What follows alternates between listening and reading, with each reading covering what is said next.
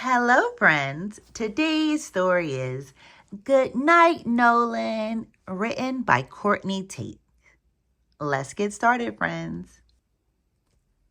Good night, Nolan.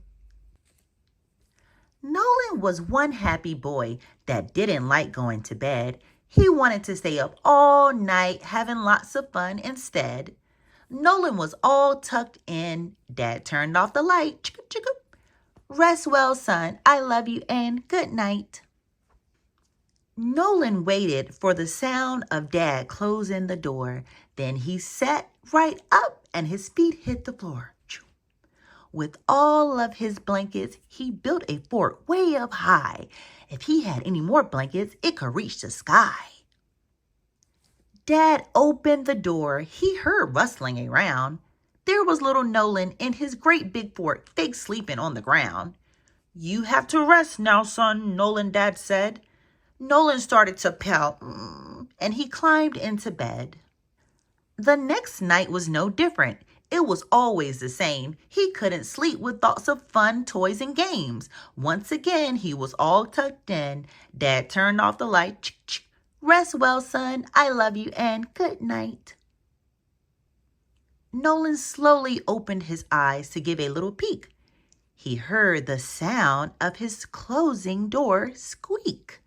Nolan jumped out of bed. He knew just what to do. He was going to play with his dinosaurs and his monster trucks too. He raced his trucks around. His dinosaurs made a loud roar. Then suddenly he saw Dad standing right at the door. You should be asleep, Nolan, Dad finally said. Nolan put down his toys. But Dad, I don't want to go to bed. To grow big and strong, you have to get your rest. You can play all day tomorrow while you're feeling your best. Dad thought of a bedtime plan for Nolan. There had to be a way. They started their new routine the very next day. Dad gave Nolan a bath. He played with his boat in the tub. Nolan put on his favorite pajamas and gave his teeth a scrub. Dad read Nolan a book after he tucked him into bed. Dad played a song on the guitar. Another, Nolan said. Little playful Nolan drifted off to sleep, soon snoozing into dreamland. He never made a peep.